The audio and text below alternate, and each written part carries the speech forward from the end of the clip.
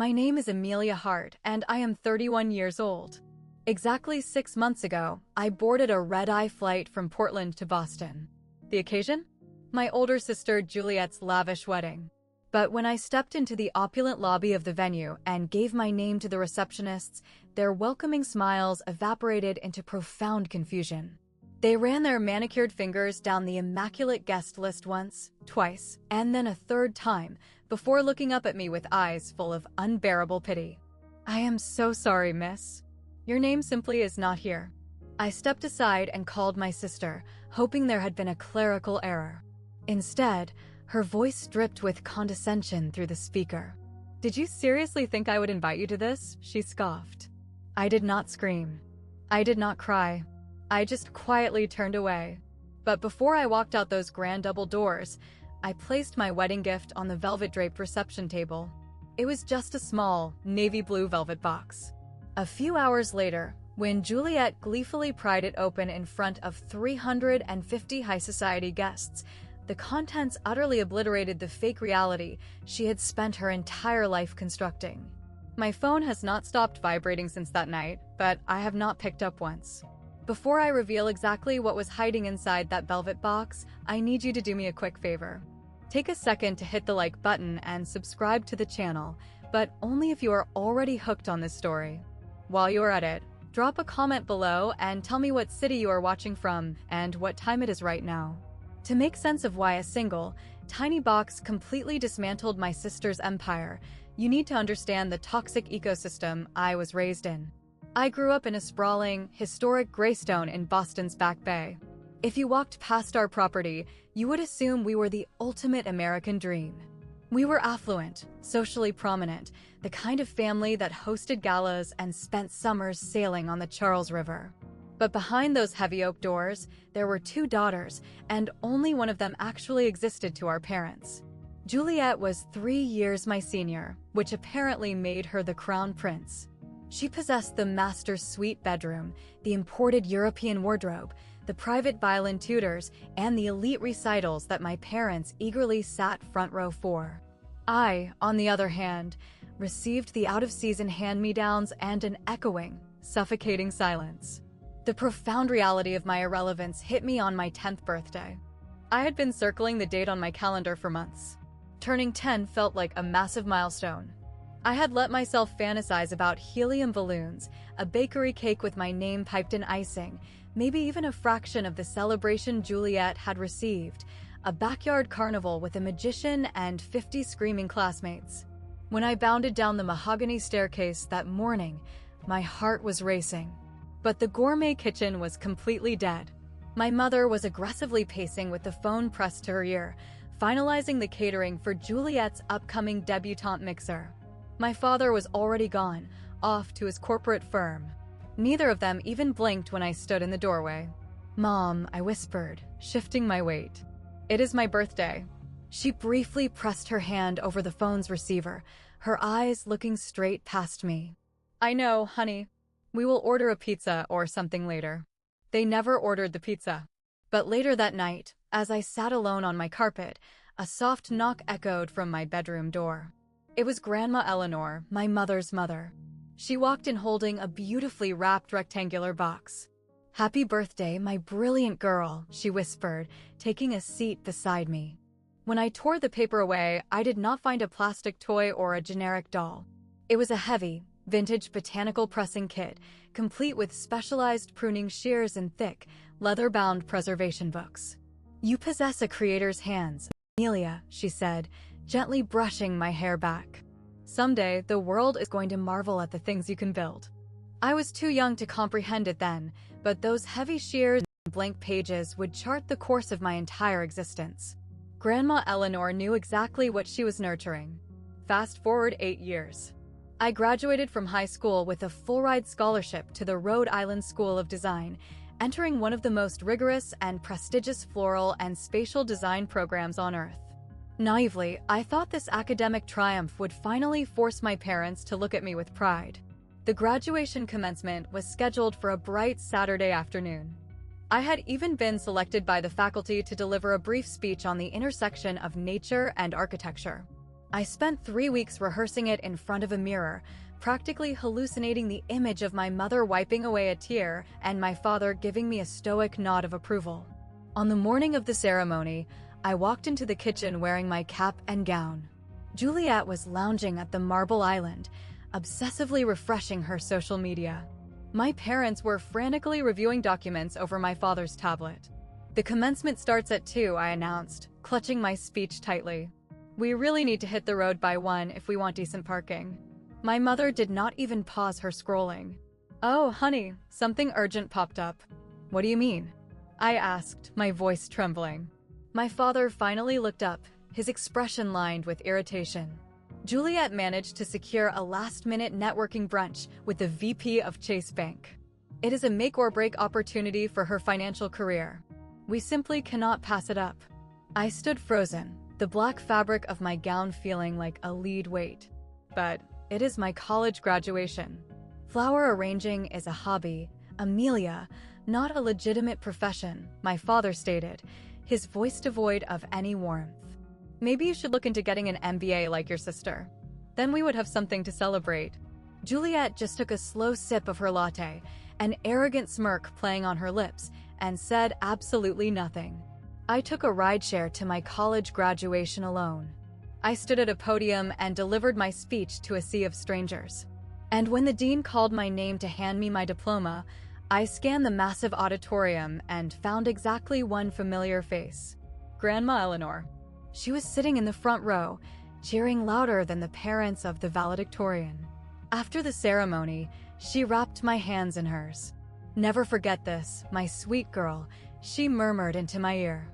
The most valuable treasures on this earth are rarely the ones people scream and fight over. Usually, they're the ones quietly handed down. I smiled, but I did not fully grasp the magnitude of her words. Not yet. It would take a velvet box, a decade of silence, and a disastrous wedding for me to finally understand. The day after graduation, I packed everything I owned into 2 duffel bags and bought a one-way ticket to Portland. I did not leave a note. There was literally no one waiting around to read it. For the next 10 years, I constructed my empire in absolute silence. I started at the absolute bottom, sweeping up stems and hauling massive buckets of dirty water for a commercial event florist. I absorbed every technique, memorized every vendor, and hoarded every dollar I made. Gradually, client by client, I began to forge my own brand. My family never once inquired about my livelihood. To them, I was still just poor Amelia who plays with weeds. Juliet would ring me maybe twice a year, but it was never to check my pulse. It was strictly to narrate her own highlight reel. She became the regional VP of marketing at 34, bought a loft downtown, and got engaged to a prominent hedge fund heir. Every single phone call was a theatrical performance, and I was the mandatory audience. "I just locked down a massive corporate sponsorship deal," she gloated one rainy Tuesday. "What about you? Still doing those cute little table centerpieces?" When she said that, I was actively sitting behind a massive oak desk in my penthouse studio space, overlooking the Portland skyline. My walls were lined with industry awards, and my current client roster included A-list actors and international politicians. "I am keeping busy, Juliet. Truly, congratulations on your deal." "Yeah, thanks. Look, Mom and Dad are hosting a huge celebratory dinner for me on Friday. Obviously, you are not on the list. It is strictly immediate family only." I let the phrase suffocate the air between us. "Immediate family." "Understood," I replied evenly. "I hope you all have a beautiful night." When I ended the call, I took a long look around my sanctuary. My company, Wildflower Studios, had cleared $4.8 million in revenue the previous year. We were the premier floral and event architecture firm in the Pacific Northwest, employing a full-time staff of 18 brilliant designers. Juliet had zero idea. My parents were completely clueless. And for a very long time, I successfully convinced myself that their ignorance was a blessing. I told myself I had outgrown the need for their validation. But then, Grandma Eleanor passed away, and the tectonic plates of my life shifted forever. The notification came on a gloomy Thursday afternoon. I was deep in the middle of redlining vendor contracts when an unknown Boston number lit up my screen. Miss Hart? My name is Arthur Pendleton. I served as your grandmother's legal counsel. It is with a heavy heart that I must inform you Eleanor passed away in her sleep last night. The oxygen drained from the room. Grandma Eleanor was 86. She had been physically deteriorating for a few years, but my brain had stubbornly convinced me there would be more time. Just one more flight home. One more cup of tea. One more opportunity to look her in the eyes and tell her she was the only reason I survived my childhood. I booked the next flight to Logan. The memorial took place at a towering, historic cathedral, packed to the rafters with artists, gallery owners, and musicians whose lives Eleanor had quietly funded. She was a titan of the local arts scene, a woman who worshipped beauty and bankrolled the dreamers who created it. I sat completely alone in the fourth row. My parents were stationed at the front, aggressively absorbing the condolences of the wealthy elite. Juliet stood beside them, draped in a custom black mourning dress, delicately dabbing her dry eyes with a tissue. But I could not help but notice the bizarre undercurrent. Between the somber hugs, Juliet kept shooting frantic looks at my mother, who would then furiously whisper to my father. "The Ruby collection," I lip-read Juliet muttering. "Did you pin down the lawyer on when we can?" "Stop it, not in the sanctuary," my mother hissed back. "We will audit the estate tomorrow." I stared blankly at my grandmother's mahogany casket while my blood relatives mentally liquidated her assets like a pawn shop inventory. She deserved so much better than them. We all did. As the massive crowd began to disperse, a heavy hand rested on my shoulder. It was Arthur Pendleton, the attorney. He had kind, tired eyes and a thick silver beard. "Miss Hart," he said softly, "would you mind staying behind for a moment? Eleanor left specific instructions regarding something she wanted you to have." My chest tightened. Of course. I had no earthly idea that the envelope he was carrying would become the weapon that destroyed my sister's wedding. Mr. Pendleton guided me into a dimly lit administrative office behind the altar. He shut the heavy door, sat across from me, and carefully placed a thick manila envelope on the desk. "Your grandmother scheduled a private meeting with me about 2 years ago," he began, his tone incredibly serious. "She was fiercely specific about her final wishes. What I am about to disclose to you is entirely separate from the public your parents will see." He nudged the envelope toward my hands. Inside, there were 2 crisp legal documents and a folded piece of personalized stationery. I pulled out the first document, which was heavily stamped and notarized. I had to reread the bolded text 4 times before my brain translated the legal jargon. The Eleanor Heirloom Ruby and Diamond Collection. Her entire vault of vintage jewelry, independently appraised at $3.6 million, was legally transferred to me. Not to Juliet. Not to my mother. Every single piece belonged to Amelia. My hands shook violently as I unfolded the handwritten letter. "My brilliant Amelia, if you are reading these words, I have left this world. But it is crucial that you understand the motivation behind my final act. Your sister, Juliet, views these jewels as royal crowns, status symbols meant to be paraded around to invoke jealousy. But you, my sweet girl, you view them as history. You understand that true beauty is never about possession. It is about preservation. Your mother and sister will be furious. They will scream that my mind was failing. But I have watched you blossom into an absolute force of nature, especially when you thought nobody was looking. These pieces belong on the skin of someone who will honor their legacy. They belong to you. Endless love. Grandma Eleanor." I crushed the letter against my chest, hot tears ruining the collar of my dress. "There is one final stipulation," Mr. Pendleton added softly. "Eleanor demanded that this legal transfer remain absolutely confidential until you, and only you, decide the time is right to bring it to light." I could not form words, so I just nodded. I slid the life-altering documents into my leather tote bag and walked out of the cathedral carrying a radioactive secret that I would harbor for the next 6 months. I did not know it yet, but that secret was destined for a velvet box. 3 months after the burial, the grand announcement dropped. Juliet was officially engaged to William Sterling. William was the definition of New York old money. His grandfather practically built half the luxury high-rises in Manhattan. To my parents, this was not a marriage, it was a royal ascension.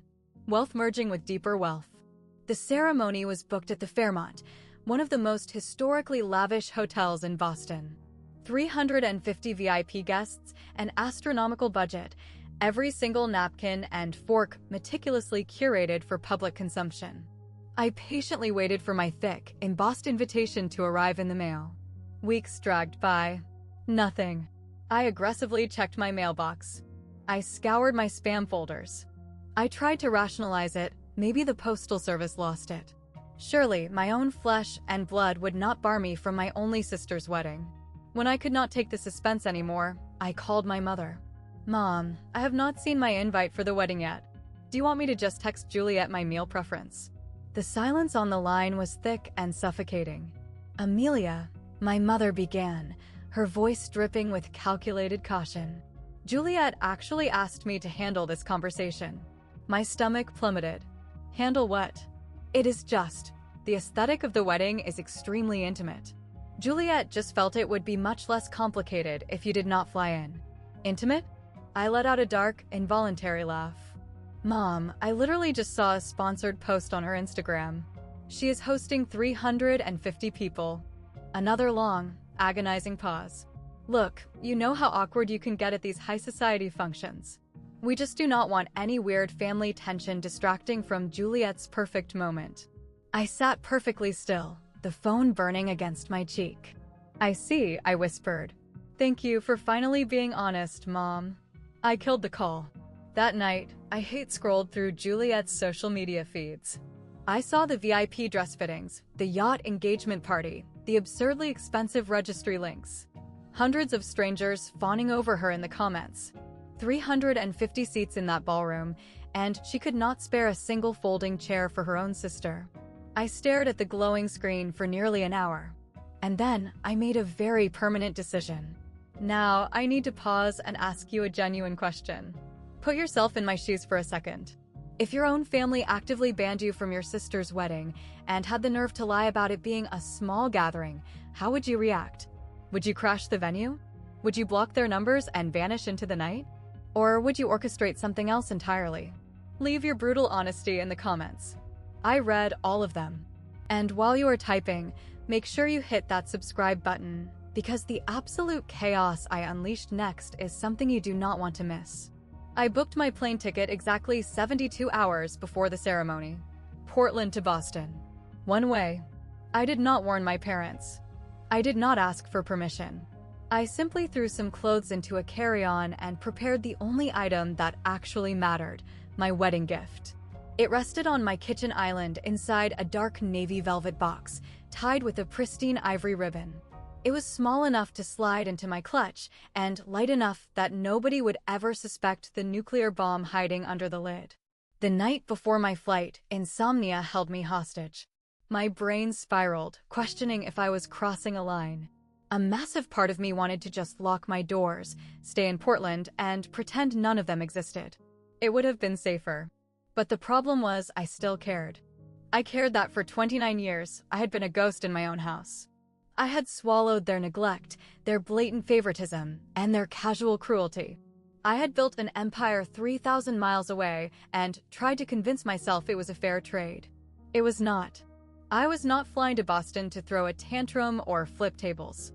I simply wanted to hand my sister a wedding gift. I wanted to force them to look at me, just once, as a human being who actually existed. At 5 in the morning, I slipped into a tailored emerald green silk dress, swiped on a dark lipstick, and stared down my reflection. "You are not a ghost anymore," I whispered. I grabbed the velvet box, dropped it in my bag, and headed for the airport. I did not know if opening it would trigger an apocalypse or absolute silence, but I knew I could not be the sole keeper of Grandma Eleanor's secrets anymore. The truth was going to break out, and Eleanor had specifically chosen me to hold the hammer. By the time I landed, the moment had finally arrived. The Fairmont Hotel was a monument to excess. Sweeping marble staircases, gold leaf ceilings, and floral arches in the lobby that I professionally knew cost upwards of $60,000. A live harpist plucked away in the corner, while men in custom tuxedos and women in dripping diamonds filtered toward the grand ballroom. I stood on the perimeter of the wealth, my hand white-knuckling the velvet box in my purse. My pulse was thumping so aggressively against my ribs I thought I might pass out. I smoothed down my silk dress and confidently marched up to the mahogany reception desk. Two young women in crisp black blazers were manning a guest list that looked thicker than a dictionary. "Good evening," I said warmly. "I am here for the Hart-Sterling wedding." "Wonderful. Last name, please?" "Hart. First name, Amelia. I am the bride's sister." The receptionist beamed, looking down at her leather-bound binder. Her acrylic nail traced down the H's. She frowned, flipped a page, and dragged her finger down again. The warm smile instantly melted into a grimace. I am so sorry, Mississippi. I do not see your name on the master list. Could you double-check?" "HRT." The second receptionist leaned over to inspect the pages. "We have a Robert Hart, a Margaret Hart, and the bride, Juliet Hart, soon to be Sterling." She looked up, her eyes swimming in uncomfortable pity. But no Amelia. Behind them, the massive gilded doors to the ballroom were propped open. I could clearly see the towering crystal centerpieces, the endless rows of silver chairs, the hundreds of elites sipping top-shelf champagne. 350 people. But no Amelia. The first receptionist swallowed hard. "Miss, would you like me to radio the wedding coordinator to come sort this out?" "No," I replied, my voice steady and cold. "Please do not. I will handle it." I pivoted away from the desk, pulled out my phone, and dialed Juliet. It rang twice before she picked up, the chaotic roar of the cocktail hour blaring in the background. "Hello." Her tone was annoyed, rushed. "Juliet. It is Amelia." A heavy sigh crackled through the speaker. "What do you want?" I am literally in the middle of my reception. I am standing in the hotel lobby. The staff just told me I am not on the guest list. Silence. I let it hang there. "Yeah, I am aware," she finally snapped. "Because you were not invited." Even though I knew it was coming, hearing the actual words felt like a knife to the ribs. "I am your sister, Juliet." She let out a sharp, cruel laugh. "Did you seriously think you would be invited?" "Amelia, this event is for people who actually matter in society. Important network connections. Not someone who arranges weeds for a living." I squeezed my eyes shut. "I flew across the entire country. That sounds like a personal problem. I never told you to come." "You." "I just wanted to drop off my wedding gift," I interrupted. "To wish you a good life." "A gift?" She snorted in disgust. "What on earth could you possibly buy me that I do not already own?" "Let me guess. A homemade pressed flower frame? A coupon for a free bouquet?" I bit the inside of my cheek and let her talk. "Let me be crystal clear," Juliet hissed. "Nobody wants you here. Mom does not. Dad does not. And I sure as hell do not. You have always been a dark cloud hanging over this family. Turn around, get back on a plane, and go back to your pathetic little life in Portland. Stop pretending you are on my level." I stood in the center of that palatial lobby, surrounded by strangers in ball gowns, and just let her venom wash over my skin. I could have screamed. I could have caused a massive scene and ruined her cocktail hour. Instead, I found a terrifying inner peace. "I understand," I said, my voice eerily calm. "I will just leave your gift on the reception table." "Fine. Whatever. Just do not embarrass me on the way out." She severed the connection. I pulled the phone away from my ear, and a slow, dark smile crept onto my face. Because I knew exactly what was ticking inside that velvet box, and I knew exactly how public her unboxing was going to be. The gift table was a grotesque shrine to capitalism. There were hundreds of massive boxes, Hermes orange, Tiffany blue, sleek metallic silver, alongside baccarat crystal vases and envelopes stuffed with terrifyingly large checks. I slowly approached it, the small navy box in my hand. The receptionist who had rejected me was watching me like a hawk, her face caught between sympathy and sheer bewilderment as to why the rejected sister was still lingering. I found a tiny pocket of empty space near the front edge of the table and placed my velvet box down. It looked incredibly modest next to the towering luxury gifts. Extremely easy to overlook, but also extremely easy to open. I fished a blank card out of my purse and slipped it beneath the ivory ribbon. "To Juliet. From your sister, Amelia." "Excuse me, miss?" I turned. The receptionist had walked over, her voice soft. "Are you absolutely positive you do not want me to grab someone?" "I feel terrible." "No, thank you." I offered her a genuine smile. Sometimes, the gifts speak a lot louder when the person who brought them is gone. She blinked, entirely unequipped to process that statement. I took one final, lingering look into the ballroom. Deep inside that gilded cage, my family was thriving. My mother was likely boasting about Juliet's billionaire in-laws. My father was probably swapping golf stories with CEOs. And Juliet was absorbing the worship she believed was her birthright. None of them were thinking about Amelia. But they were going to be thinking about me very, very soon. I spun on my heels and marched out of the lobby, past the harpist, past the luxury cars, and straight out into the freezing Boston air. I did not look back once. I hailed a cab, climbed into the back seat, and immediately bought a ticket for the next red-eye back to Portland. As the taxi merged onto the highway, I checked my watch. The dinner service was about to start. Soon, the cake would be cut. And soon, Juliet would reach for my box. But before I describe the absolute carnage that followed, I need to rewind the clock. I need to take you back 2 months, to the exact moment when the universe, or perhaps the ghost of Grandma Eleanor, decided to orchestrate the ultimate poetic justice. It was a mundane Wednesday. I was in my studio sketching a floral archway when my assistant, Maya, knocked on my glass door. "Amelia? You have an incoming call." Someone named Evelyn Carmichael. My jaw dropped. Evelyn Carmichael was essentially royalty in the event planning world. She owned the most exclusive, high-society event agency in the Northeast. She coordinated galas for senators and weddings for A-list celebrities. More importantly, she had been Grandma Eleanor's lifelong best friend. I snatched the receiver. "Evelyn, it is an absolute honor.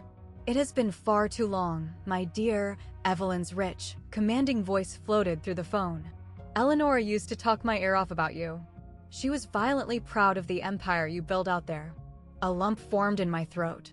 "Thank you, Evelyn. I am calling you professionally today," she continued. "I am coordinating a wedding in Boston. The bride is a nightmare of a perfectionist. She demands the absolute premier floral design in the country. And I told her Wildflower Studios was the only acceptable option. I am incredibly flattered. Thank you for the referral. There is one minor detail you need to be aware of." Evelyn paused, and I could practically hear her smirking. "The bride is your sister." I stopped breathing. "Juliet, she officially signed your company's contract on Monday," Evelyn said smoothly. "She has absolutely no idea that you are the founder and CEO. She just obsessively stalked your firm's Instagram and demanded I book you. You knew, and you still pushed her to us? Your grandmother would have found this utterly hilarious, Amelia. She always told me the truth has a funny way of clawing its way to the surface." Evelyn's tone turned serious. "The contract is executed. She paid the $22,000 non-refundable retainer. Whether you want to personally supervise the installation or let your team handle it is completely up to you." I stared out my massive windows at the Portland skyline. My sister had just hired me. She signed a legally binding document with a luxury brand, totally oblivious to the fact that her loser sister was the puppet master. But there was another layer to the trap. 1 month before the wedding, Juliet hosted an elite bridal brunch. I got the full transcript via Evelyn, who heard it straight from the loose lips of the Boston socialites. It was a 40-person brunch at the Ritz-Carlton. Bottomless mimosas, caviar, and Juliet holding court at the head of the table. The primary topic of conversation? The Eleanor Heirloom Ruby Collection. "I will be wearing Grandma's vintage rubies for the reception," Juliet had loudly announced to her sycophants. The collection was just appraised at $3.6 million. It is essentially royal jewelry at this point. "Oh my God, it is so beautiful that she left them to you," a bridesmaid had fawned. Well, naturally, Juliet had gloated. I was always her favorite. Grandma knew I would actually display them in high society, unlike my sister, who could not tell the difference between a real ruby and plastic. My mother had been sitting right there, nodding proudly. "Your grandmother always wanted you to have them, Juliet. You were her shining star." What those two women did not know was that the rubies were already sitting in a private bank vault under my name. Juliet had been aggressively badgering Mr. Pendleton for months, trying to get the jewelry released for her wedding day. The lawyer kept politely stonewalling her, blaming probate court delays. She just assumed it was bureaucratic red tape. She had even hired a contractor to build a custom velvet-lined display case in her penthouse just to house the jewels. She had leveraged the collection to impress William's billionaire parents. She had spun a massive, glittering web of lies, genuinely believing she was entitled to the treasure. She was about to discover just how terribly wrong she was. And 350 of the most powerful people in the city were going to have front row seats. Now, back to the night of the wedding. My taxi dropped me at Logan just as a torrential rainstorm began to pound the city. The reception was in full swing by now. I found a quiet corner in the Delta Sky Club, ordered a black coffee, and stared blindly at the runway lights. My phone sat face up on the table, utterly silent. The bomb had not detonated yet. I thought about Eleanor. I thought about the heavy shears she gave me and the way she looked at me when the rest of the world looked right through me. The most valuable treasures are the ones quietly handed down. She had known perfectly well what a monster Juliet would grow into. She knew my parents would always be blinded by the shiny, loud daughter. So she made sure that when the clock ran out, I would be armed with undeniable truth. Not petty revenge. Just cold, hard facts. I checked my phone. 8:15 in the evening. The four-course dinner was concluding. The MC would be hyping up the crowd, forcing everyone to pay attention as the new Mr. and Mrs. Sterling ceremoniously opened a few elite gifts before the cake cutting. My velvet box was waiting on the table. Inside that box lay a certified copy of Eleanor's amended will. Beneath that, the handwritten letter explaining exactly why Juliet was cut out. Beneath that, a Polaroid of me and Eleanor laughing outside a greenhouse. And folded at the very bottom was a thick sheet of paper, the Wildflower Studios floral contract, with my name boldly printed as the sole owner and CEO. I took a slow sip of coffee. Any second now, Juliet's entire false reality was going to violently collapse. Here is exactly what went down at the Fairmont while I was sipping coffee in an airport lounge. The ballroom was breathtaking. 100 circular tables smothered in imported silk, massive suspended floral installations dripping with white orchids, designed by my team, of course, and a 10-piece orchestra serenading the room. 350 titans of industry, socialites, and real estate moguls were comfortably buzzing on expensive wine.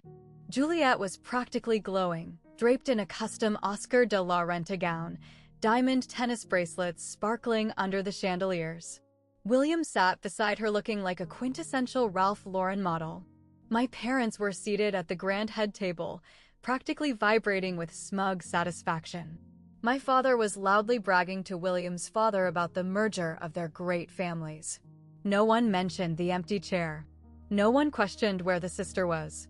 During cocktail hour, Juliet had been parading around the room, making sure everyone knew about her impending inheritance. "Just wait till you see the ruby collection," she had whispered to a group of William's aunts. "Over 3.5 million in heirloom stones. I will be debuting them at the hospital gala next month." Now, as the plates were cleared, the MC tapped his microphone. "Ladies and gentlemen, before we cut this magnificent cake, our stunning bride and groom are going to open a few select gifts for us." Polite, wealthy applause echoed off the ceiling. A rolling table piled high with presents was pushed to the center of the dance floor. Sitting precariously on the edge, utterly dwarfed by a massive espresso machine box, was my tiny navy velvet box. Juliet floated to the table like royalty. "Let us see what we have," she chirped into the mic. She opened the first box, a pair of sterling silver champagne flutes. The second was a crystal caviar bowl. She offered practiced, glowing smiles for the cameras. Then, her manicured hand brushed against the velvet box.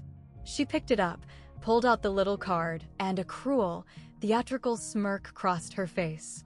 "Oh, wow," she announced into the microphone, making sure the entire room heard her. "A gift from my absent sister. The one who could not even manage to show up to her only sibling's wedding." A wave of awkward, hushed murmurs rippled through the front tables. William shifted uncomfortably in his seat. "Juliet, just open it," he muttered. "Let us see what she sent." "It is probably a coupon for her little flower shop," Juliet laughed, pulling the ivory ribbon loose. She lifted the lid. She reached inside and pulled out a thick, folded stack of legal paper. Her smile twitched. She unfolded the top document, her eyes scanning the heavy black ink and notary stamps. The color instantly drained from her face. She turned chalk white, then violently flushed, then white again. "What is it?" William asked, leaning in. Juliet could not speak. Her hands began to shake so violently that the handwritten letter slipped from her fingers and fluttered to the parquet floor. At the head table, my mother immediately sensed the panic. She practically sprinted over. "Juliet? Sweetheart, what is wrong?" Juliet shoved the legal document at my mother. This is a fake," she stammered, her voice amplified by the hot mic still near her face. "This cannot be real. Grandma worshipped me. She would never." She trailed off. The entire ballroom of 350 guests was now dead silent, staring at the bride having a meltdown. But sitting in the bottom of that velvet box was the final piece of paper, the one she had not touched yet. My mother's eyes darted across the legal text. The notarized seal. The undeniable declaration that the $3.6 million ruby collection was the exclusive property of Amelia Hart. My mother gasped, physically stumbling backward. There has to be a clerical error." "It is not an error," Juliet shrieked, totally losing her composure. "Look at the date. 2 years ago. Before she even got sick." The whispers in the crowd were growing louder now. People in the front rows were actively leaning out of their chairs. "Wait, is not that the $3.5 million jewelry she was just bragging about?" a wealthy socialite loudly whispered to her husband. Juliet heard it. She whipped around, holding the papers up like a shield. "My sister forged this. Amelia is an unstable, jealous liar. She faked these documents to ruin my life." My father stormed over, his face flushed with anger. He snatched the papers from my mother's hands. He read the will. Then he bent down and picked up Grandma Eleanor's letter from the floor. "Juliet sees these as crowns. Amelia sees them as history. I know who will honor my legacy." My father's jaw locked. "Robert, tell me this is a sick joke," my mother pleaded. But my father could not lie. He recognized his own mother's distinct, cursive handwriting. He recognized her legal signature. And in that horrifying moment, he realized exactly how badly they had misjudged both of their children. "This is a lie." Juliet was fully sobbing now, tears ruining her flawless makeup. "Not today. Not in front of everyone." William, the groom, stood completely frozen. He was watching the elegant, perfect woman he thought he was marrying completely unhinged in front of his entire family. He looked horrified. "Wait." William's deep voice suddenly cut through the hysteria. He pointed at the velvet box. "There is another paper in there." Juliet looked down. Her trembling fingers reached into the box and pulled out the folded contract. It was the floral agreement for the wedding. She stared at the header. Wildflower Studios, luxury event retainer. Her eyes dropped to the signature line. Client, Juliet Hart. Owner and creative director, Amelia Hart. Amount paid, $22,000 non-refundable. "No," Juliet whimpered, dropping the paper like it was on fire. "No, no." William snatched the contract off the floor. His eyes bulged as he read the names. "Juliet, you hired her company? You literally told me your sister was a broke, mentally unstable failure who could not hold down a minimum wage job. You told me she was a charity case. I did not know." Juliet screamed, her eyes darting around the room like a cornered animal. "Where's the florist? Who set this up?" From the shadows near the bandstand, the lead floral designer of my Boston crew stepped forward. She cleared her throat. "Excuse me, Mrs. Sterling. I am the lead designer for Wildflower Studios. Miss Amelia Hart is our CEO and founder. She just does not personally supervise on-site installations very often." "You work for her?" Juliet shrieked. The designer nodded slowly. "Wildflower Studios is a multi-million-dollar firm. We are one of the top agencies in the country. The silence in the room was deafening.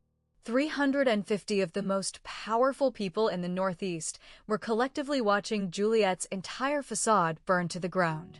In the back row, a teenager had their iPhone out, clearly recording the entire disaster. "Wait, the sister owns the company," someone muttered loudly. "The one Juliet called a failure?" William was staring at the floral contract, his face hardening into absolute stone. "Juliet," he said, his voice dropping to a terrifyingly calm register. "What else exactly have you lied to me about?" Juliet just gaped at him, gasping for air. She spun around and frantically started digging for her phone. She needed to call me. She needed to scream, to threaten, to force me to fix the bomb I had detonated. But some explosions cannot be contained. Okay, I have to take a breath here. Raise your hand in the comments if you honestly saw that domino effect coming. Because I knew the jewelry would sting, but watching her realize she paid my company $22,000 for her own wedding flowers, that is next-level karma. If you're invested in how this ends, and trust me, the fallout is insane, smash that like button and keep watching. Because Juliet is about to find out that the truth has a lot of defenders. The ballroom was rapidly descending into chaos. Whispers mutated into loud, overlapping conversations. Juliet was hyperventilating at the head table, clutching her phone, while my parents looked like they were attending a funeral. That was when Evelyn Carmichael made her move. The legendary event planner stepped out from behind the curtain, her posture radiating absolute authority. She walked straight to the microphone, took it from the stunned MC, and looked out over the sea of guests. "If I may have your attention," Evelyn said, her voice cutting through the noise like a scythe. The room instantly hushed. Evelyn picked up the legal will from the table and held it up. "As the coordinator of this event, and as Eleanor's closest confidant for 4 decades, I can personally authenticate this document. I sat in the room when she signed this amendment 2 years ago. I witnessed her legal wishes." My mother pushed past a chair. "Evelyn, you cannot be serious. Why would you do this?" "I did not do anything, Margaret," Evelyn replied coldly. "Eleanor did. She told me exactly why she made this decision." Evelyn leaned into the mic. She told me, "Juliet demands jewelry to wear as trophies. Amelia treats them as memories. My older granddaughter never stopped asking me for money. My younger granddaughter never asked me for a single thing. That meant the world to Eleanor." The words hung in the air like an executioner's blade. Juliet's mouth opened and closed like a dying fish. For the first time in her 34 years of life, she was entirely speechless. "There is something else that needs to be said." A new voice boomed from the center of the room. Jonathan Royce, a billionaire tech CEO and a close friend of William's father, stood up from his table. He buttoned his suit jacket and looked directly at the head table. "I happen to know Amelia Hart," Jonathan declared loudly. "She flew out to design the floral architecture for my daughter's wedding in Malibu last spring.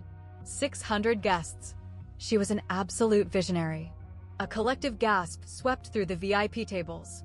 "Wait," a woman in a sequined gown raised her hand. "Amelia Hart? As in Wildflower Studios? They designed our charity gala last winter. They have been featured in Architectural Digest." Another wealthy guest chimed in. "I tried to book them for a corporate retreat and was told they have an 18-month wait list. They turned down A-list actors."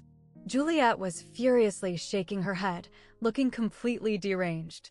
"No, that is impossible. Amelia plays with dirt. She is nobody." Jonathan Royce offered a pitying smile. "Actually, Juliet, your sister is remarkably successful. From what I read in her Forbes feature, her agency cleared over $4.8 million last year alone. She is easily one of the most elite designers on the West Coast." My mother gripped the edge of the table so hard her knuckles turned white. $4.8 million. She whispered, looking like she might throw up. My father stood frozen, staring at the floor. I knew that exact look. His corporate brain was rapidly calculating the data, destroying his old biases, and realizing the catastrophic error he had made. "She never told us a word of this," my father muttered numbly. "Why would she, Robert?" Jonathan Royce fired back. "From the sound of things tonight, it does not seem like your family was ever willing to listen." Juliet whipped around and grabbed William's arm. "William, please. This does not change us. She is just a jealous psycho trying to ruin my big day. She is." "Juliet." William's voice was absolute ice. He pulled his arm out of her grip. "Stop talking." Juliet froze. And in the suffocating silence that followed, the reality of her shattered life finally settled over the room. 3,000 miles away, sitting in the airport lounge, my phone screen suddenly lit up. It was Juliet. I watched her name flash, letting it ring out. Then she called again. And again. And again. By the 7th ring, my mother's contact name popped up. Then my father's. Then, the avalanche of text messages began. "Juliet, pick up the phone, you psychopath. Juliet, you ruined my entire life. Mom, Amelia, please call me right now. We need to talk about this. Dad, this behavior is unacceptable. You will call me and explain this forgery. Juliet, everyone is leaving. William won't look at me. I hate you. Mom, Amelia, they're saying your business makes millions? Why did not you tell us?" I sat back and watched the notifications stack up. 53 missed calls in the span of 12 minutes. The screen was practically radiating their panic, their fury, and their desperate need to regain control. I calmly put my phone on silent and slid it into my tote bag. The gate agent announced the final boarding call for the flight to Portland. I picked up my coffee, handed the agent my ticket, and walked down the jet bridge. Nobody on that plane had any idea that a dynasty was collapsing in a ballroom in Boston, or that a bride was sobbing in front of high society. As I settled into my window seat, I pulled my phone out to switch it to airplane mode. But right before I did, one final text message vibrated onto the screen. It was not from Juliet. It was not from my parents. It was from William. "William, Amelia, this is William Sterling.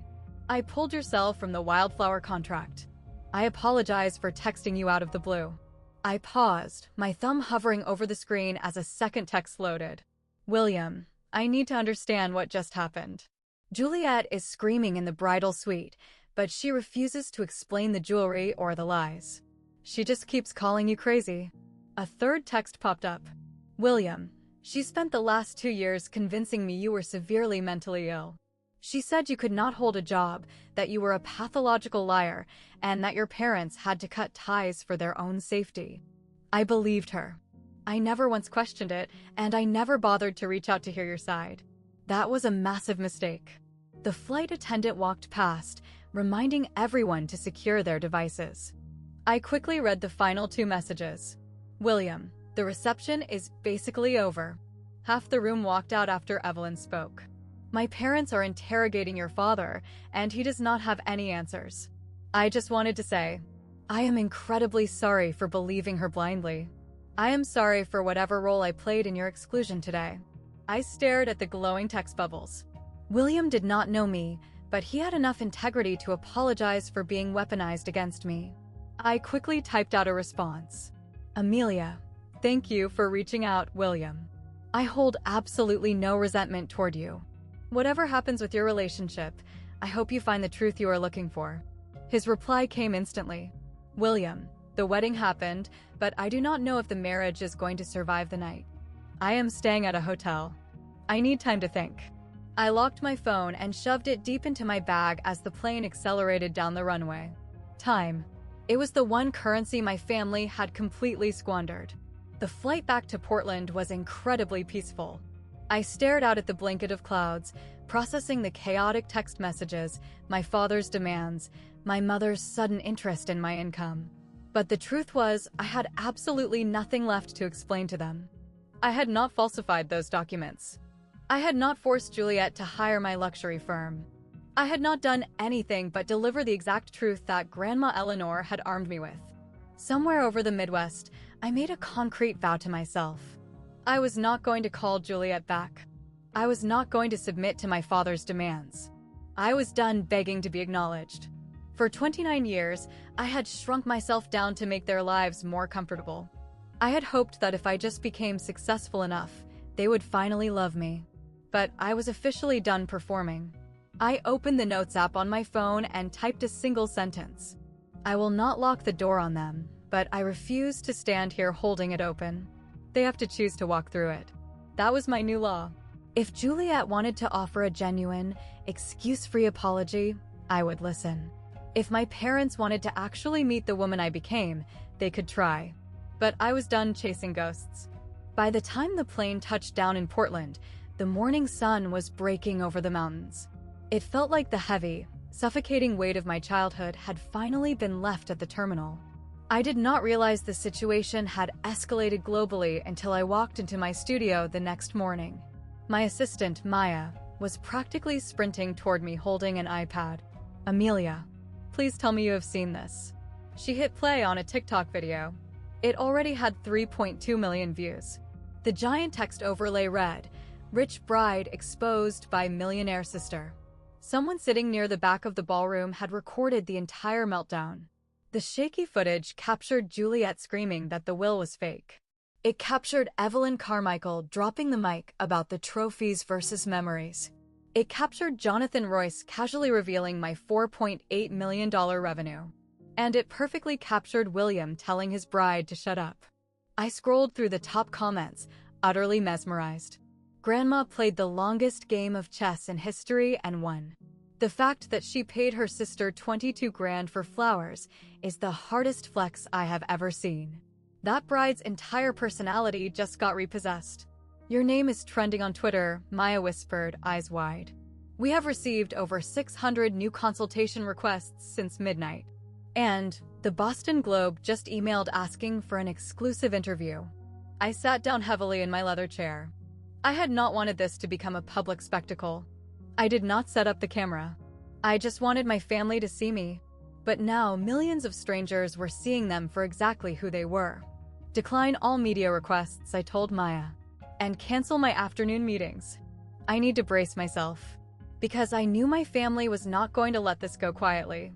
3 days later, the elevator doors to my penthouse studio chimed, and my mother walked out. She looked entirely out of her element. She was wearing her standard Chanel blazer and pearls, but her posture was totally defeated. Her eyes were bloodshot and swollen. She stood near the entryway, staring in awe at the massive floral installations, the bustling team of designers, and the panoramic views of the city. "Amelia," she asked softly when I stepped out of my office. This entire floor is yours?" "Yes, Mom," I said, my voice neutral. "You never said a word.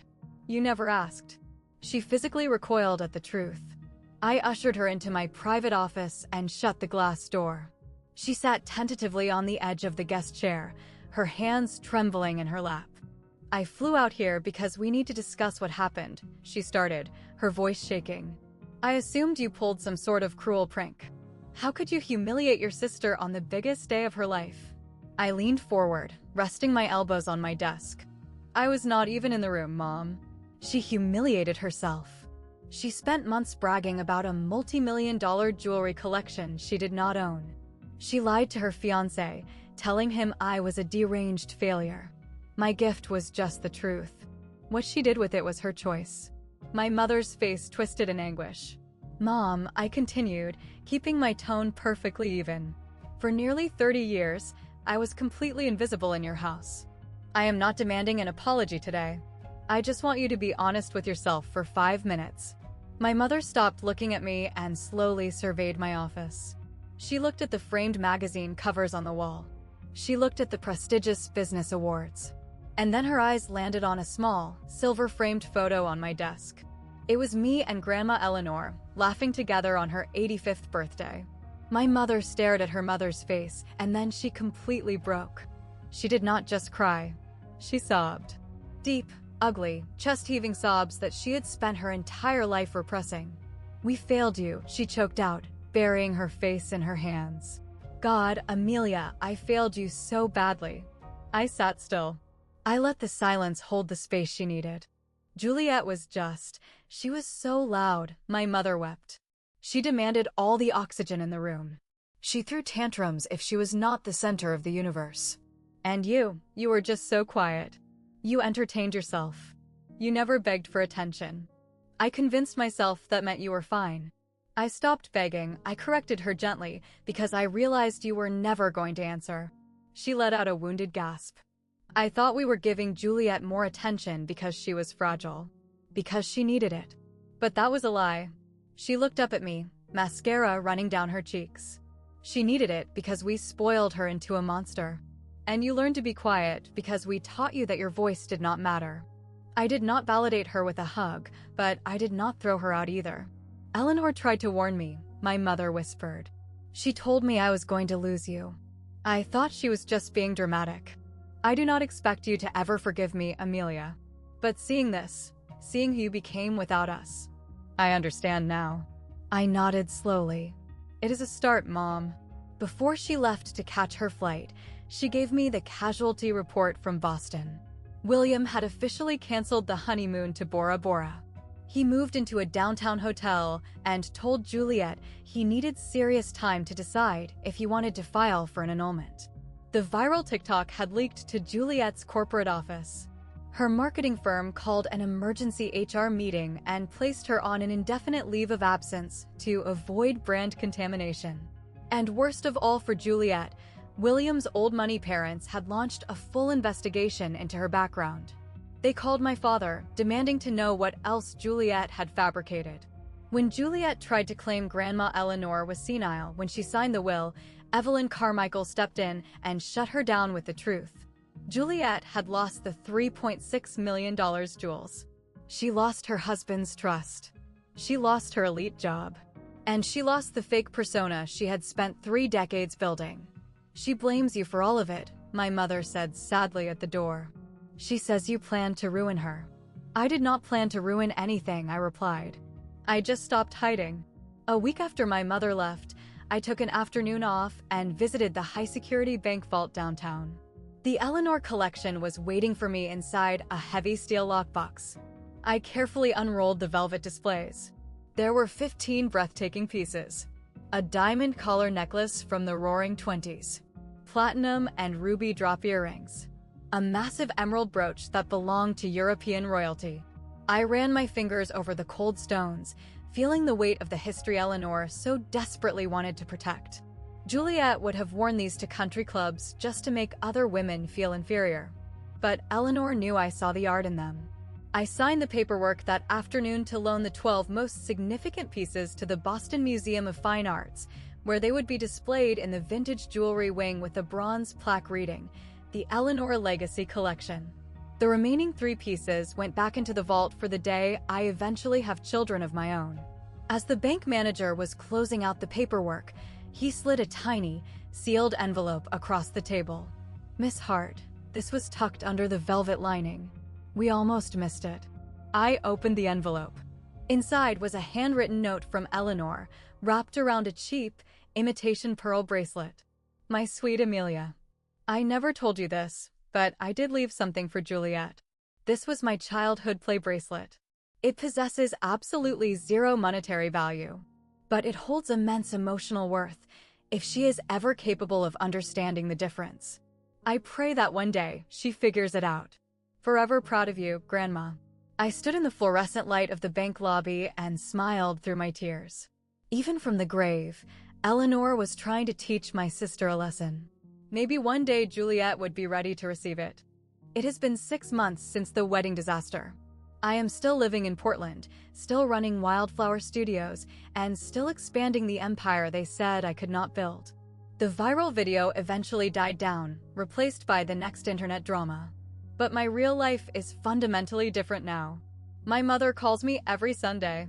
The conversations are awkward, full of long pauses, but she actually asks me about my employees and my design projects. She listens. It is fragile, but it is real. My father sent me a 3-page handwritten letter last month. He did not make excuses. He just apologized for his blindness. I have not replied yet, but I keep the letter in my desk drawer. I will write back when I am ready. Juliet and William did not annul the marriage, but they are currently in intensive couples counseling. Juliet actually called me a few weeks ago. It was not a perfect apology, but the venom was gone. She just said, "I am trying to figure out why I am the way I am." I told her I wished her luck. If I have learned anything from this entire nightmare, it is that the ultimate revenge is not screaming or destroying someone's life. True power is building something undeniable. It is forging a life so solid and knowing your own worth so deeply that nobody's delusion can ever touch you. I did not go to that wedding to break my sister. I went to finally introduce myself. So, I turn it over to you. Have you ever had to draw a brutal line in the sand with toxic family members? What did it cost you to walk away, and what did you build in the aftermath? Share your stories in the comments below.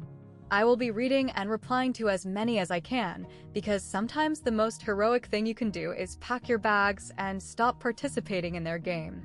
Thank you so much for watching until the very end. If this story resonated with you, hit the subscribe button and send this video to someone who needs a reminder of their own worth. And if you are craving more drama, click the video on the screen right now. Until next time, remember, you do not need their permission to be magnificent. See you in the next one.